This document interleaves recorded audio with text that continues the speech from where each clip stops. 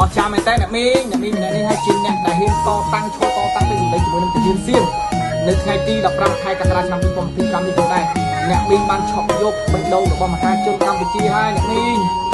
ពេលនេះបាទនេះក្នុងវីដេអូនេះចាក់ដៃនេះគឺអ្នកមីងបានឈរតតាំងប្រកែកជាមួយនឹងទាហានសៀមដោយមិនរត់ដូចទាហានសៀមខ្លះបីឲ្យគឺរត់តែដល់បាទមីងអរគុណច្រើន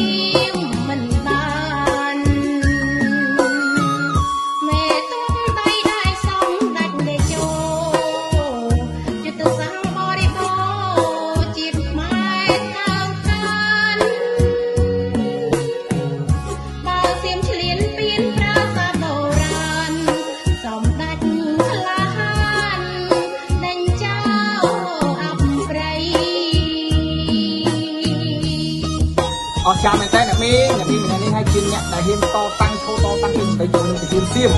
នៅថ្ងៃទី15ខែកក្កដាឆ្នាំ2025នេះផងដែរអ្នកមីងបានឆក់យកបេះដូងរបស់មហាជនកម្ពុជាហើយអ្នកមីងពេលនេះបាទនេះក្នុងវីដេអូនេះចាក់ស្ដែងនេះគឺអ្នកមីងបានឈរតតាំងប្រកែកជាមួយនឹងទាហានសៀមដោយមិនរត់ដូចទាហានសៀមខ្លះបីឲ្យគឺរត់តែដល់